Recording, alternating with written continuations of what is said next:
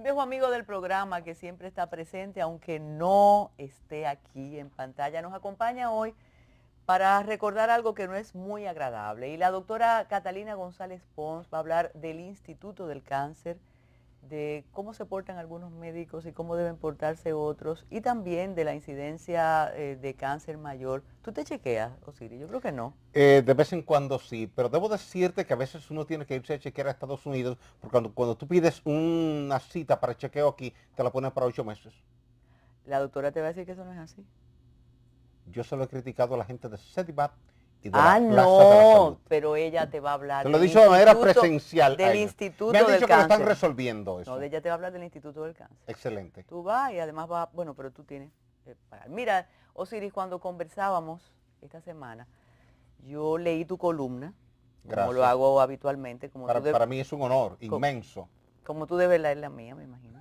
Pero tú sabes que siempre, Bueno. no solamente que la leo, la comparto y la comento, porque es muy difícil escribir igual a como tú escribes. Bueno, ya dijimos eso. Entonces, cuando vi ese tema y usted oyó a la doctora que ella tiene vínculos afectivos con Puerto Plata, yo crecí escuchando las historias de ese terremoto y la compartí la experiencia con usted. Yo no estaba nacida todavía, yo tengo años, pero todavía no llego ahí.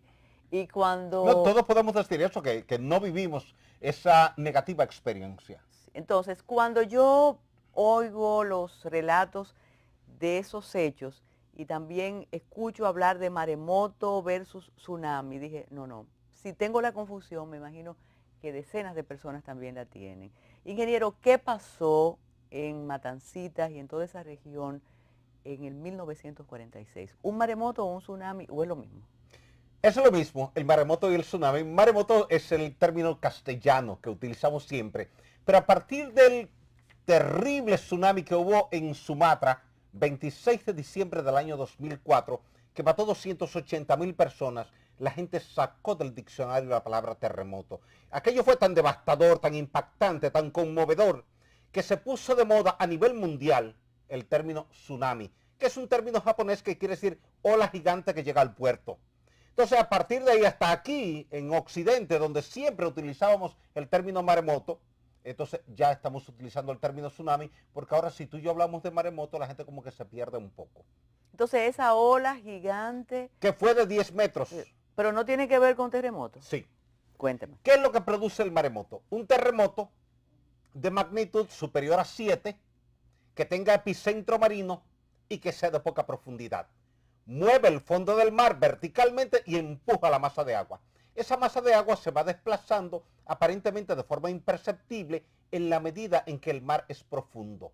Pero en la medida que se va acercando a la costa y la profundidad se hace menor, la ola va aumentando como un mecanismo de compensación de la energía elástica que lleva. Y eso obliga a la ola a agigantarse. Y cuando viene a tocar la playa o el arrecife costero, puede llegar a 10, 15, 20, 25, en algunos casos 30 metros de altura. Y como tú comprenderás, una ola de esa dimensión que impacta una playa, una costa o una zona hotelera que está en la playa, deja tierra arrasada. Y eso fue lo que pasó en Matanzas, que era como se llamaba la comunidad en 1946. Vivían cerca de 2,000 personas. El maremoto entró cerca de 3 kilómetros tierra adentro. La gente en ese entonces no tenía teléfono, no tenía radio, no tenía televisión, no había sistema de alerta temprana y en consecuencia la gente fue tomada de sorpresa. Primero, porque la gente en este país no sabía que el terremoto producía maremoto.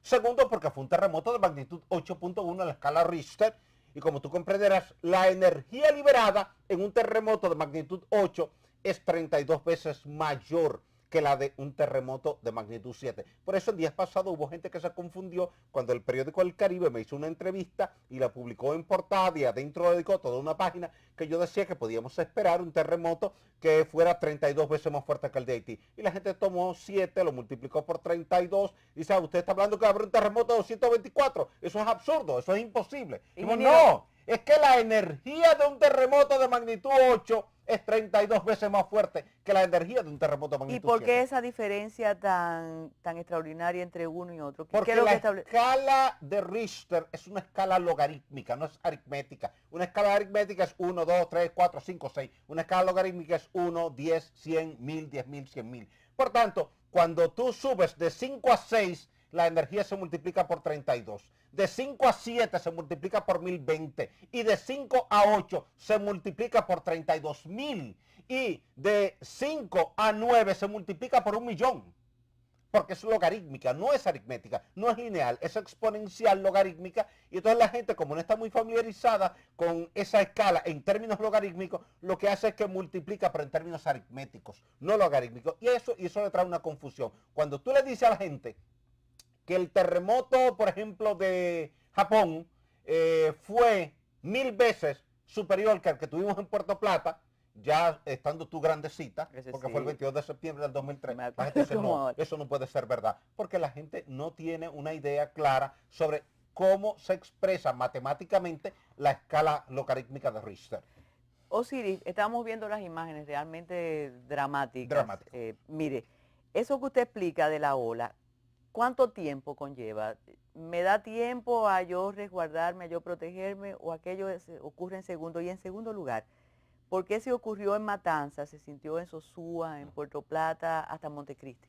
Mira, lo primero, ¿por qué se sintió en todas esas partes que tú citas, Montecristi, Puerto Plata, Sosúa? Un terremoto de magnitud 8.1 que ocurre en cualquier punto de la isla, se siente en la isla entera. Puede ocurrir en Cabo Haitiano y se siente en la isla entera. Puede ocurrir en Puerto Príncipe y se siente en la isla entera. Puede ocurrir en Punta Cana y se siente en la isla entera. Eso es lo primero. Lo segundo, ¿cómo viaja la ola? La gente no tiene idea de la velocidad a la que viaja una ola de un tsunami. Y cuando tú lo dices, la gente lo primero que te hace y es que te mira de forma extrañada y dice, tú estás bromeando. Una ola de un tsunami viaja a la misma velocidad a la que viaja un avión Boeing comercial, 800 kilómetros por hora. No hay salvación, entonces. No, salvo que tú estés muy pendiente a la radio, a la televisión, tan pronto ocurre el terremoto, tú escuchas que el terremoto fue de magnitud superior a 7, que tuvo el epicentro en la zona marina y que fue de 8, 10, 12 kilómetros de profundidad, inmediatamente el protocolo establece mandar a evacuar la costa porque es seguro que va a ocurrir un tsunami. Y entonces, antes de que la ola llegue, lo mejor es decirle a la gente, por ejemplo, tú eres de Puerto Plata.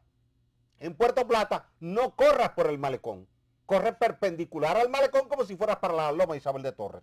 En la capital no corras por el malecón, corre para el mirador. Siempre desplázate hacia un lugar alto, porque si te estás desplazando pero a una paralelo a la velocidad costa, que te da un infarto. claro, Bueno. claro. Ahora, fíjate un tranque que tú tienes.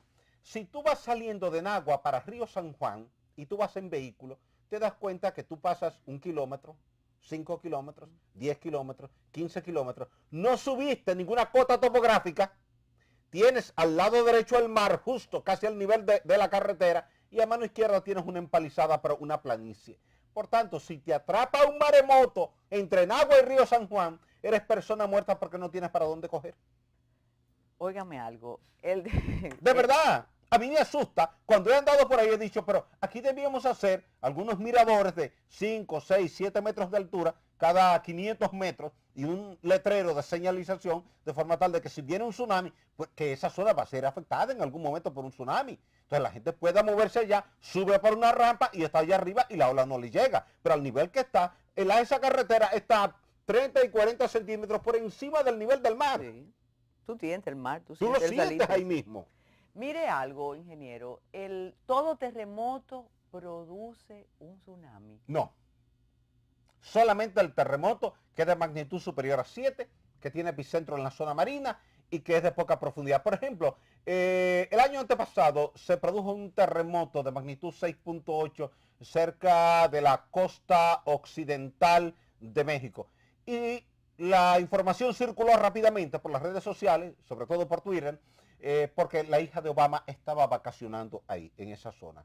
Y se emitió una alerta de tsunami desde México y desde Estados Unidos. Cuando vi la magnitud y cuando vi el epicentro, dije, no hay ninguna posibilidad de tsunami. Lo puse en Twitter, y eso se regó en México, se regó en Estados Unidos, geólogos dominicanos dicen no, que no hay ninguna posibilidad, porque el terremoto era de magnitud 6.8 y era tierra adentro. Por tanto, no había ninguna posibilidad de que generara un tsunami. Entonces, eso le devolvió la calma a mucha gente, porque lo que más pánico te da a ti como ciudadano, que estás en un territorio turístico costero, es que te digan, viene un tsunami, tú entras en pánico. Y sobre todo si tú andas con niños y un niño está por allá, el otro está por acá, tu hermano está por tal sitio, tu hermana por tal otro lugar, tú entras en pánico porque tú quisieras reunir toda tu familia y de repente tú sientes que no puedes hacerlo porque el instinto de conservación te obliga a correr. Y la pregunta que tú haces en la playa, ¿para dónde corro? Porque tú miras a tu alrededor y todo solamente tú ves la playa. Tú dices, ¿cuál es el lugar alto?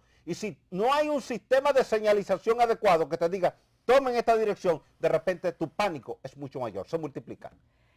Otra pregunta, durante 70 años nos han dicho o han distorsionado la información que eso se va a repetir, que hay un ciclo, que Sí. la Tierra establece unos ciclos geológicos y que se va acomodando la placa tectónica. ¿Eso es absolutamente cierto, ingeniero? ¿Se espera un terremoto de esa magnitud después de cuánto tiempo? ¿O puede pasar o no pasar? Es cierto, pero no es absoluto. ¿Qué ocurre? Los terremotos se producen por una rotura de la corteza terrestre. Hay dos placas tectónicas que están en contacto y se van desplazando.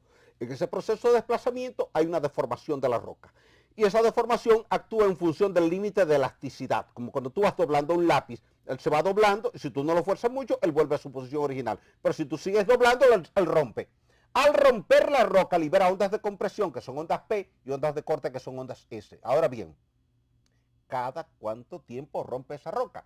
Entonces, lo que uno hace es que estadísticamente evalúa los terremotos que ha tenido en el pasado y uno dice, mira, en la costa norte, entre la zona de Cabo Haitiano, Puerto Plata, Nagua y Samaná, cada 60 a 70 años se ha producido un terremoto grande.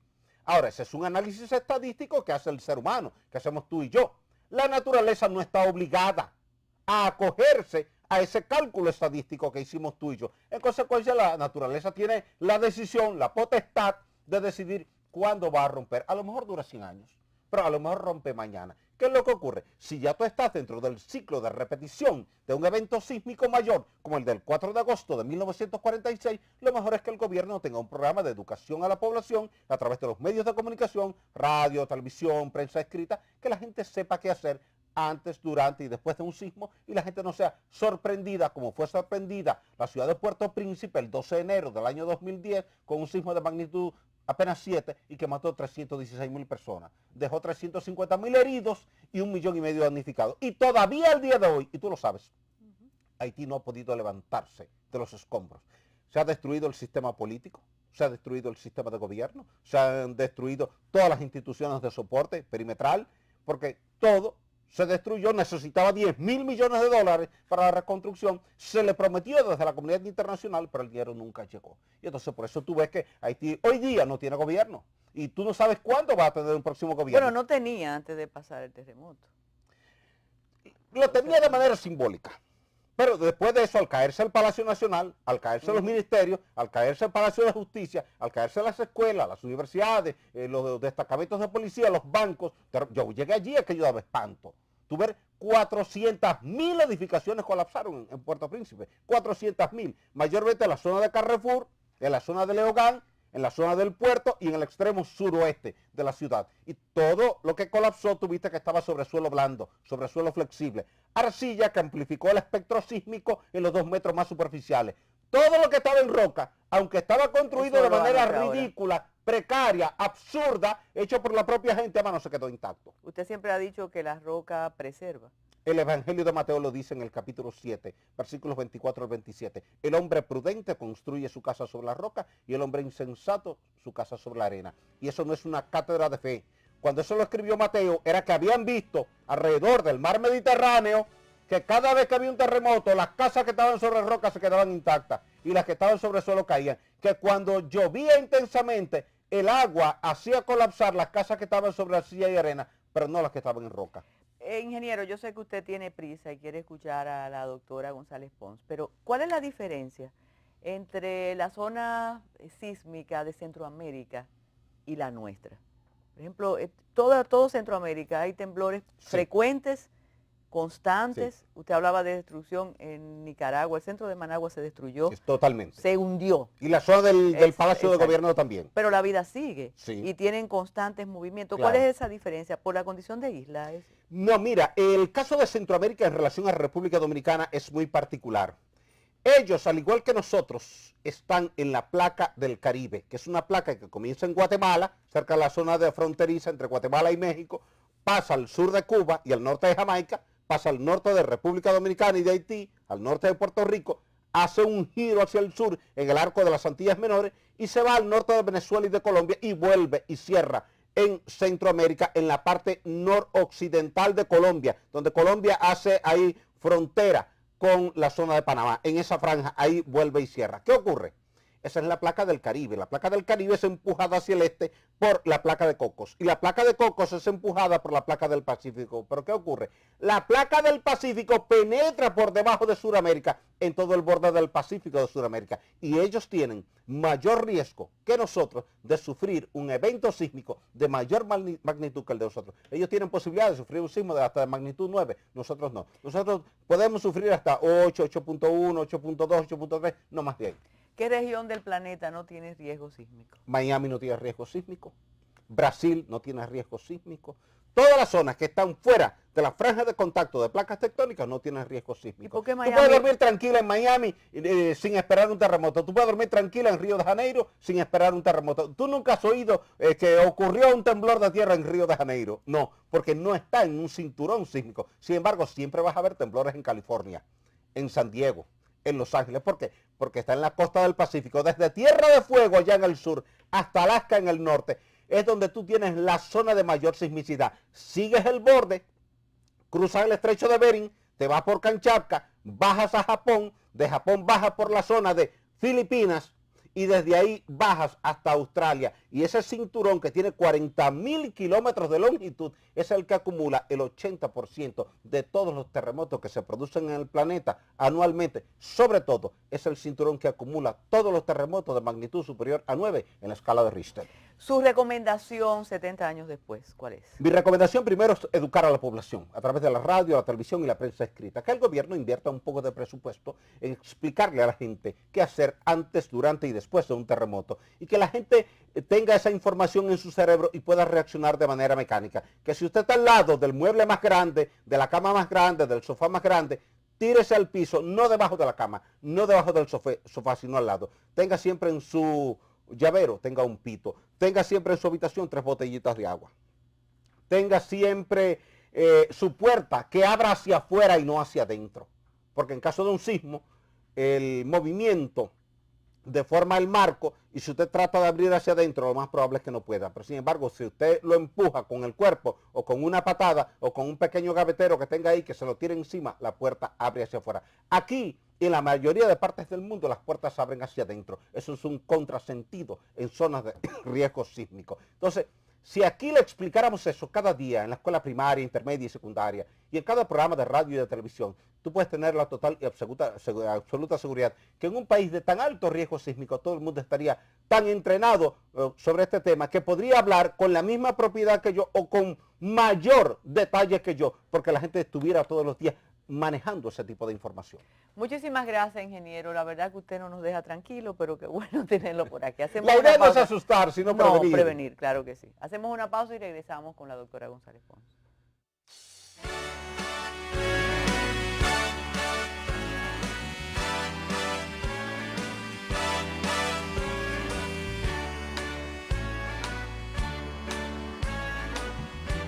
¿Tienes seguro? Lo primero que te preguntan en el hospital. No, no tengo, pues haga una fila.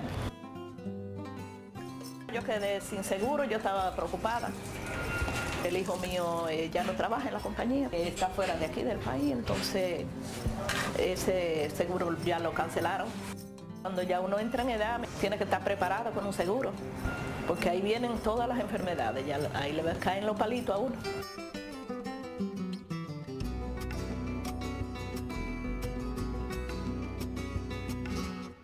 Las mujeres les da vergüenza trabajar, ¿oíste? En casa de familia.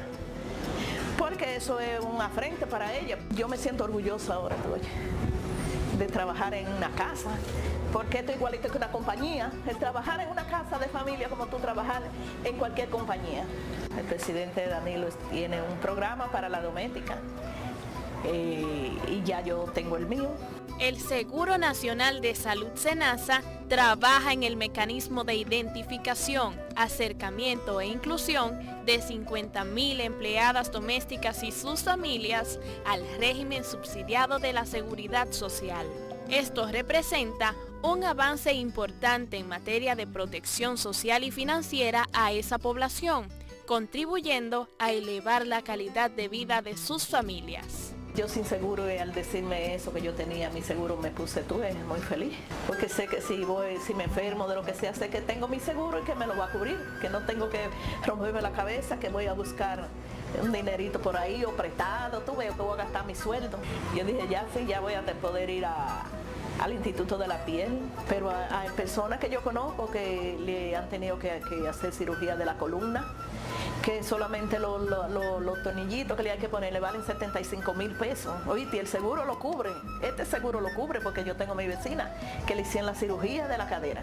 La mujer está feliz de este programa ahora mismo. Ha venido a resolver muchos problemas. Ahora van a rendir más los chelitos, claro, porque ahora no hay que pagar y tenemos ahora medicina porque también nos dan la medicina. Ya no nos pueden echar vaina nosotras con el seguro. Oíste, ya sí. Porque ya nosotros tenemos nuestro seguro.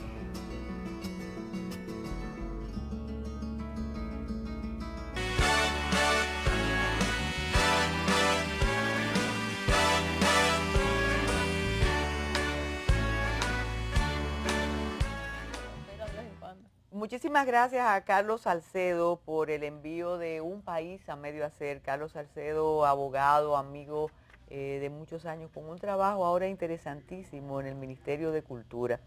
Gracias, Carlos, por el envío, y luego de la lectura queremos tenerte por aquí, igual que al doctor Pons, que lo vamos a traer por aquí, por el matutino, que usted me dijo. Gracias a Carlos Salcedo, Un País a Medio Hacer. Hermosa portada, mira lo que forman las nubes, ahora lo percibo. Ah, la República Dominicana. Sí, muy Qué bien. bonito. Doctora, ¿se asustó con Osiris?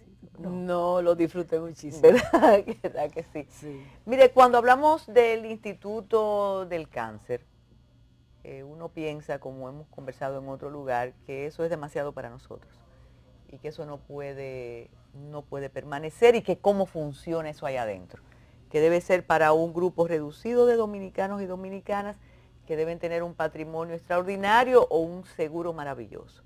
Algunos dicen, y yo se lo planteé en otro espacio, que eso es un elefante blanco y que eso no funciona. ¿Usted nos puede decir cómo funciona el INCAR? Claro que sí. Primero, darte las gracias por la invitación, porque realmente una de las cosas que hemos identificado en el instituto es la necesidad de informar a la población sobre lo que tenemos, sobre lo que somos y sobre lo que ofrecemos.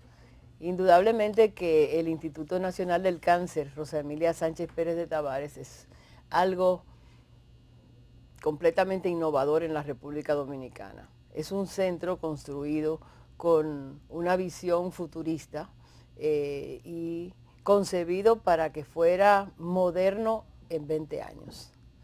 Esa visión hace que sea una estructura completamente inusual en todo lo que son los centros de salud de la República Dominicana. Sus espacios, su volumetría interna permite realmente como pueden ver aquí en las imágenes, permite disfrutar del ambiente del hospital y sentirse sin la presión del exceso, del exceso de personas. Yo digo que nunca nos vamos a ver abarrotados. Por lo tanto, es un sitio agradable de estar, cosa muy difícil de encontrar en los centros de salud dominicanos. Otra cosa es que es un sitio donde contamos con la tecnología mejor que existe en todo el mundo civilizado. Eso es una afirmación muy contundente, doctora. Nosotros tenemos equipos que son similares, iguales en generación, no solamente en marca, sino en generación, que los que hay ahora mismo en los centros más importantes del mundo. acaban ahora mismo de cambiar. El año pasado los equipos del Centro Gustave Roussy, que es uno en las afueras de París, que es uno de los sitios más importantes de oncología del mundo y de Europa, es el número 1 en radioterapia, y realmente los equipos son los mismos que nosotros tenemos. Y los equipos que hay en el MD Anderson, en el Moffitt Cancer Center de Tampa son los mismos que nosotros tenemos. ¿Quién decidió la adquisición de esos equipos? ¿Cuál fue el criterio para escogerlos? Se escogieron pensando en dotar al país de la mejor tecnología, donde los dominicanos no tuvieran que salir a centros del exterior en busca de los tratamientos modernos y los tratamientos adecuados para esta patología que tratamos. Esa fue la visión y realmente tuvimos una respuesta con relación a que nos permitieron escoger esos equipos, y aparte de eso se hizo un tipo de contratación que aseguraba que los equipos iban a llegar en el momento de ser instalados con la última generación, cosa que históricamente no se había hecho en otros centros construidos en el país. Entonces, ¿por qué hay una visión de la exclusividad de las atenciones en ese centro y de la falsedad de esa maravilla que usted está planteando? Dice, no, eso no es así y no todos podemos acceder a los servicios del instituto. Yo pienso que la tardanza en la puesta en marcha del instituto, lo que fue tanto ir y venir en términos de si se terminaba la construcción, si llegaban los equipos, la lucha por también la pertenencia del instituto, la utilización de terrenos de la UAS que iban a ser permutados. Todo eso trajo una serie de discusiones y de demora en la toma de decisiones que hizo que se perdiera mucho posicionamiento y que la gente hablara sin conocimiento de causa. Yo pienso que todo eso perjudicó en cierto modo. El hecho de que fuera un proyecto que se inauguró en el año 2012 y que entrara en actividad realmente en el año 2014 y claro, que abriera la mayoría de sus áreas en el 2015, hace que realmente se desprestigie un poco y que la gente comente cosas que no son.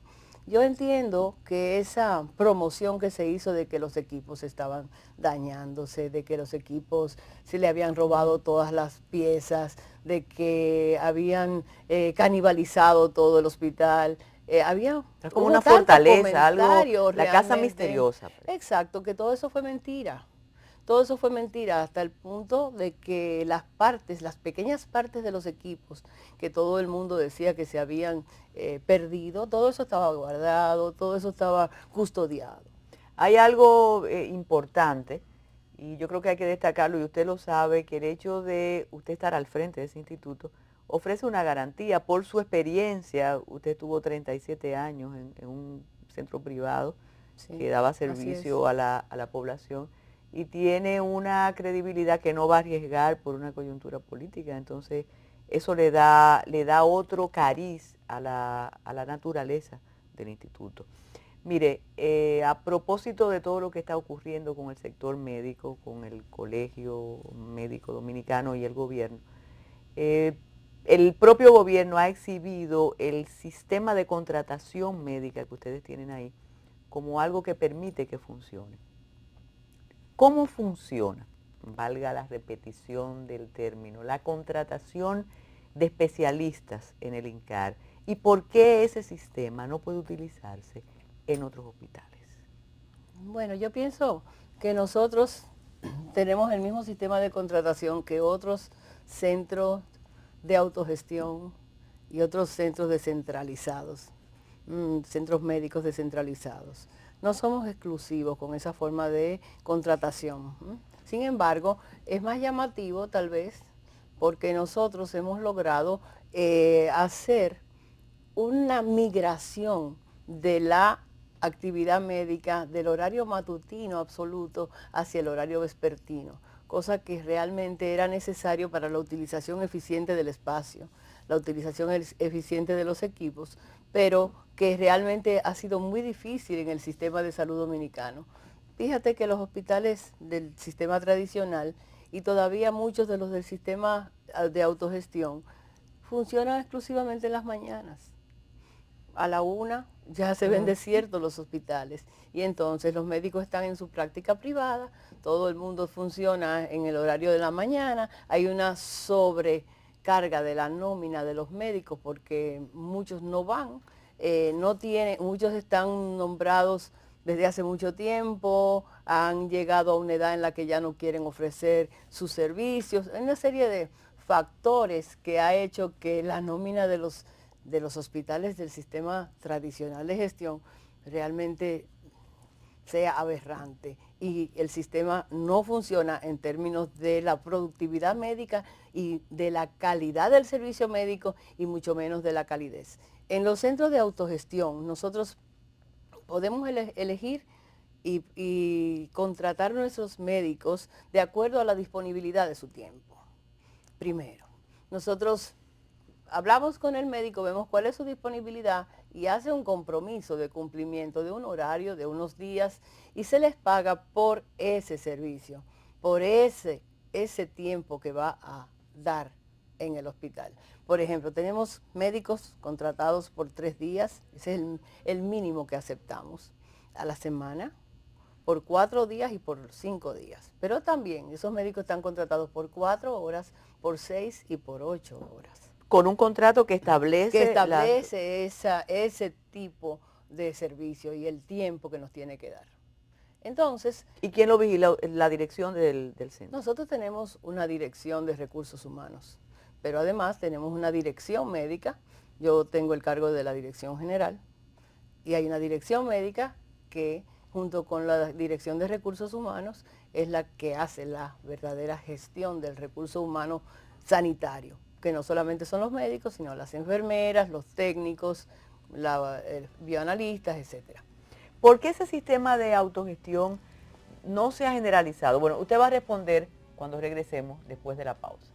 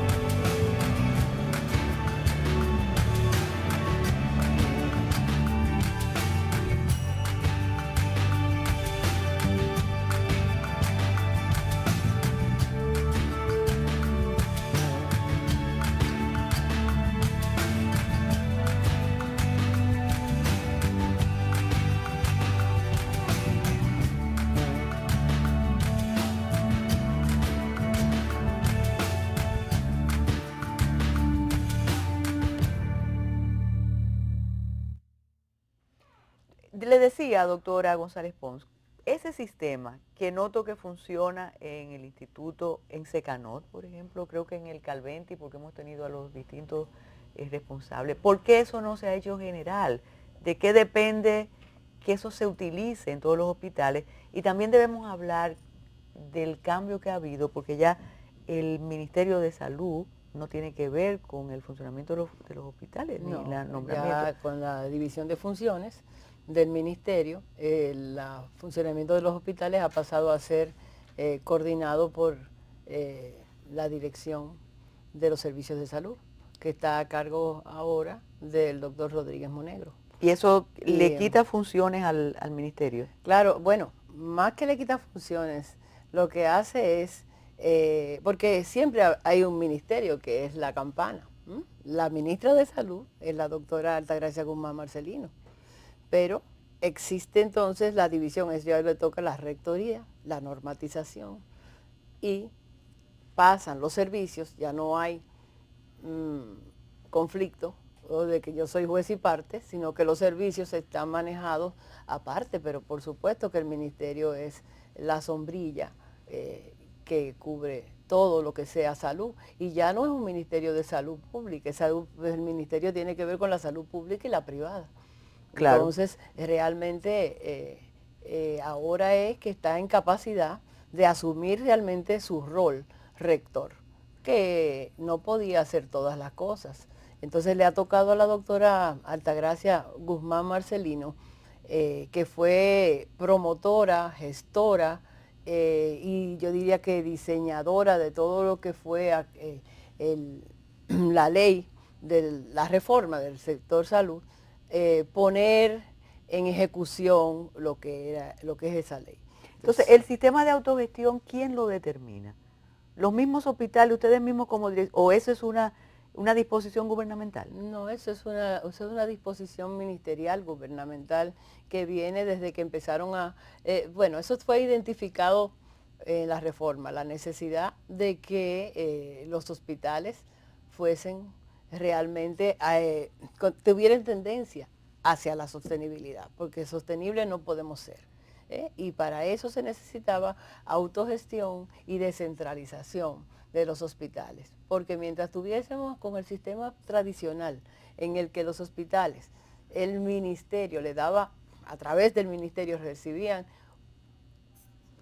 todo lo que necesitaban, es decir, tenían nombrados los médicos, las enfermeras, toda la nómina, recibían las medicinas directamente, recibían los insumos de limpieza, de todo. Era enorme la responsabilidad. Realmente no, y estaban médicos a cargo de la dirección y no tenían ningún tipo de influencia en lo que era la dirección de la gestión de esos hospitales.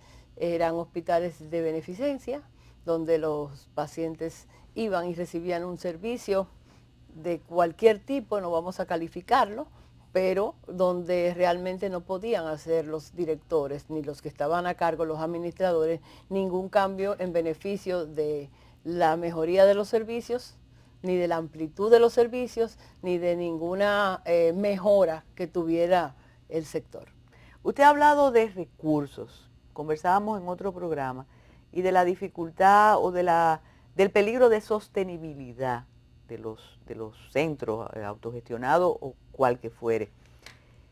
Y cuando hablamos de recursos tenemos que hablar también de seguros y de las aseguradoras. Es un tema que ustedes eluden porque es muy delicado. ¿Cómo pueden conseguir ustedes recursos? ¿Cómo pueden ofrecer servicios si tienen aseguradoras que realmente el sistema de salud le permite no satisfacer las necesidades de la mayoría? Y me imagino que ustedes tendrán en el instituto compañías que dicen, no, nosotros no aseguramos ahí, no funcionamos con ustedes. ¿Cómo es eso? Explíquenos. Bueno, se supone que la sostenibilidad de los centros de salud de autogestión va a depender precisamente de la facturación de los servicios a las ARS, y que de ahí es que deben venir los recursos suficientes para la sostenibilidad y para además darle servicio a aquellos que no tienen seguro o a aquellos que necesitan servicios que no están bajo la cobertura de los seguros, o los que no pueden pagar el copago en el caso de los del sistema contributivo, de los del régimen contributivo o privado. Entonces son las aseguradoras las que tienen que pagar por los servicios que se le dan a sus afiliados. El problema está, uno de los problemas grandes es que esas aseguradoras nos tienen a los hospitales unas tarifas que ni siquiera cubren, yo diría que ni siquiera una quinta parte de lo que son los costos. Y nosotros nos sentimos entidades que estamos subvencionando a las aseguradoras, que le estamos realmente pagando una gran parte, más de la mitad de los servicios que se dan a sus afiliados, cosa que es completamente... Pero eso está establecido en la ley, ¿cómo se puede cambiar eso? No, eso no está ¿No está establecido en la ley. en la ley? Esos son tarifas que ellos se imponen. Que ellos imponen, totalmente. Yo le mando a una aseguradora en un año 5 o 6 propuestas tarifarias cada vez más bajitas y me dan con una táctica dilatoria realmente abusiva, me van dando largas y largas y largas y no me actualizan las tarifas y se renovan los contratos de manera automática sin que ellos obtemperen a discutir conmigo nuevos precios, no importa la inflación, no importa nada, y resulta que yo le tengo que mantener años y años sin actualizar mis tarifas de miseria, donde yo en vez de ganar con el volumen, lo que hago es que pierdo más. Por ejemplo, si ¿Y yo CISARRIL no tiene que ver con eso? Bueno, tiene que ver CISARRIL, tiene que ver el Consejo de la Seguridad Social, tiene que ver el Ministerio de Salud principalmente, y tienen que ver una serie de actores que tienen que luchar. Entonces ellos se llevan todos realmente. Se lo llevan todos realmente. Sí. Imagínate que yo pueda hacer una sonografía y me paguen 150 pesos por la sonografía. Y a mí me cuesta 300.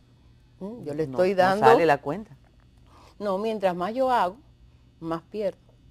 Esa es ¿No hay una mesa donde se puedan sentar los dos sectores a conversar y a llegar a un acuerdo? Yo pienso que ese es el trabajo que está haciendo la ministra, junto con el doctor Pedro Castellano de la CISARRIL, junto con todos los actores que tienen que ser, tratando de llegar a un acuerdo, primero, para que esas ARS, no, y también ahora, por supuesto, como un actor importante está el doctor Rodríguez Monegro, tratando de que se llegue realmente a una sincerización de las tarifas, que se le pague a los hospitales de modo que puedan no ser rentables, pero por lo menos recuperar costos y poder subsistir. Y también... Y ya siguen ganando. Algo muy importante que están haciendo es ampliando el listado de la cobertura. No es posible que esas ARS tengan una limitación de los servicios que cubren, o sea, de las prestaciones que cubren, y pacientes que tienen o afiliados que tienen su dinero, que no lo han utilizado, no lo pueden usar porque sencillamente el medicamento o el procedimiento que necesitan no está en ese listado. Por ejemplo, yo tengo 1 millón de pesos, necesito una medicina que me cuesta 200,000, me quedarían 800 si la uso, pero que me dicen no, porque no está en el listado. Entonces tú la tienes que pagar del bolsillo. Pero ese gasto de bolsillo... Eso es dramático lo que usted está diciendo. Sí, pero esa es la realidad. Por ejemplo, yo tengo donde trabajo medicina privada, yo acabo de recibir una propuesta tarifaria de una ARS, donde me manda, luego de haber inspeccionado nuestra área y encontrársela muy moderna y muy adecuada, nos mandan una propuesta de una consulta a 300 pesos. Yo le dedico a un paciente 1 hora y media, el tiempo que necesite, y si todavía tengo que seguir trabajando cuando el paciente se va, y tengo que pasarme 1 hora viendo sus imágenes en una computadora o trabajando y haciendo informes, yo le dedico un tiempo precioso, sin embargo, me dan eso. Cuando regresemos vamos a hablar del informe de USAID, aunque con esa declaración de las ARS, uno de verdad no se queda sin palabras. Totalmente. Regresamos de inmediato.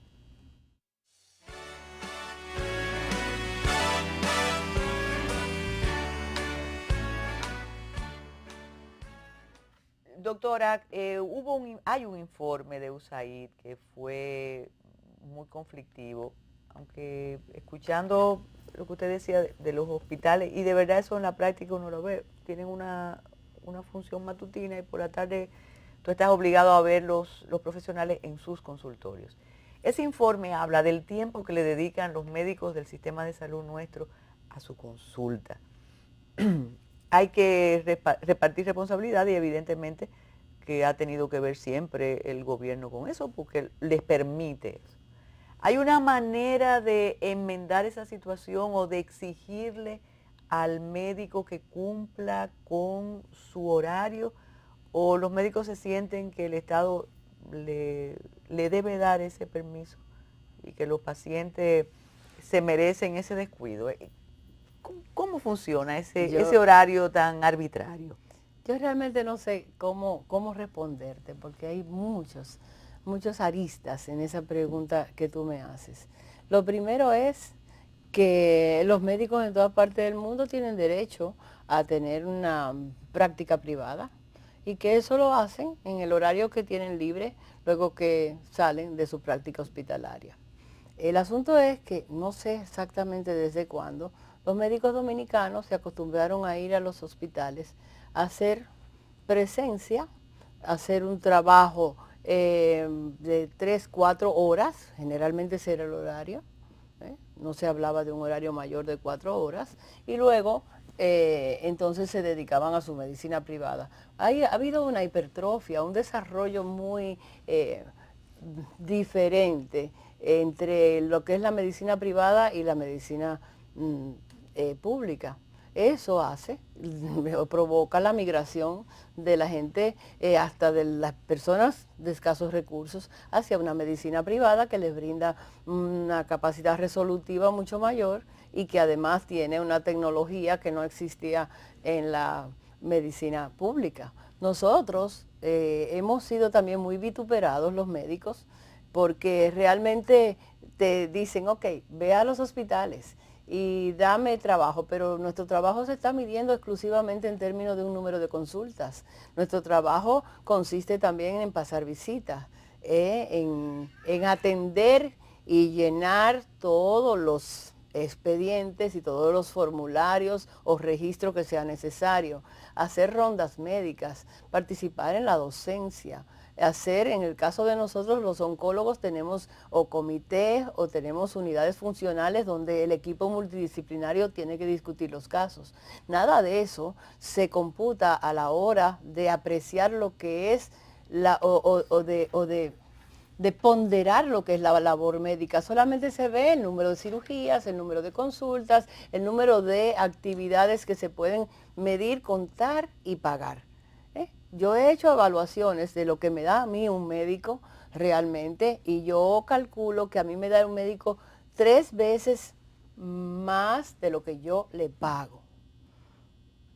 Y lo he hecho en ámbitos diferentes, en ámbitos privados he podido demostrar que un médico que me ve un número X de consulta, que además me hace la ronda, que me da 2 clases al mes, que me hace una serie de actividades que no son medibles, me está produciendo al hospital probablemente entre 150 a 170 mil pesos. Y que cuando yo le pago 42 o 45, estoy realmente ganando en base a la actividad médica muchísimo dinero. Entonces nosotros hemos sido, como te decía, muy maltratados y nosotros hemos sido culpables también con la deshumanización y con la búsqueda de múltiples empleos, de ser, no sé, pasibles de que se nos catalogue de tan mala manera. Pero realmente el médico hace un trabajo y es muy doloroso para el médico pasarse décadas yendo a hospitales a trabajar, donde tiene que trabajar con las manos, donde realmente tú sales decepcionado viendo que un paciente se muere por falta de un recurso, de un medicamento o de una situación. Y cuando tú sales de ahí, tú no quieres estar en ese hospital el día entero. Eso es cierto. Hay cosas que son muy difíciles de ponderar, que son demasiado intangibles. ¿Está el gobierno en la posibilidad de atender todas las demandas del sector? ¿O eso debía ser escalonado? Porque lo que usted dice es verdad, conmueve, le da a veces más de lo que se le puede pagar, pero ahora hay una especie de tranque. Se le exige el trabajo que algunos no quieren dar, pero también no se le da todo el dinero que merecen. Y entonces, pero yo creo que la propuesta que está haciendo el gobierno es una propuesta que tiene en cuenta todo eso que yo he dicho. Es una propuesta que realmente pretende institucionalizar un médico en un hospital, que se sienta parte, que permanezca, que pueda ser remunerado acorde al trabajo que realiza, al tiempo que da, y que realmente con la mejora de las instalaciones hospitalarias, ya aquella situación histórica de desastre que había en los hospitales, eso ha cambiado mucho. Nosotros ahora tenemos mejor tecnología en los hospitales que en el sector privado. Por ejemplo, el INCART tiene la mejor tecnología del país y es del sector público. Cualquiera de nosotros se siente feliz de estar trabajando en el Instituto Nacional del Cáncer. Y de hecho, mi señuelo para lograr que en esta época en que todavía yo no produzco mucho dinero para dar incentivos, para lograr que los médicos quieran estar con nosotros es precisamente la tecnología, la infraestructura, la posibilidad de hacer investigación, la posibilidad de que vamos a tener las residencias, una serie de beneficios marginales que no es dinero, porque todavía yo no le puedo dar dinero, y tengo una respuesta de un 100% de mis médicos. Entonces, los médicos no somos tan malos, los médicos lo que necesitamos es un ambiente propicio y una tecnología y una posibilidad de hacer buena medicina. ¿Cuándo puede producir un instituto como el suyo dinero? Yo pienso que cuando las aseguradoras, principalmente nuestra principal aseguradora que es SENASA, y de la que nosotros tenemos el 80% de los pacientes pertenecen al sistema subsidiado de SENASA, cuando las aseguradoras tomen en cuenta que nosotros necesitamos por lo menos recuperar los costos, ya nosotros somos productivos, porque no somos con fines de lucro. Y nosotros tenemos una subvención estatal, ya no se llama subvención, tenemos una transferencia de fondos estatal, que si nos paga la nómina, ya eso es parte de nuestros costos. La misma infraestructura que tenemos es parte de nuestros costos. Entonces, aunque lo calculemos, porque debe ser así para poder establecer un sistema tarifario realista, tenemos que saber que hay una parte de esa inversión estatal que viene a favor del hospital y que colabora con lo que es la sostenibilidad del hospital. Se nos queda la parte de la formación de nuestros médicos, que también está cuestionada, y que algunos dicen que se quedó en una época y que ya no es así, pero el tiempo se acabó y qué bueno para que usted se comprometa a volver a Metrópolis. Ustedes, muchas gracias por permanecer con nosotros.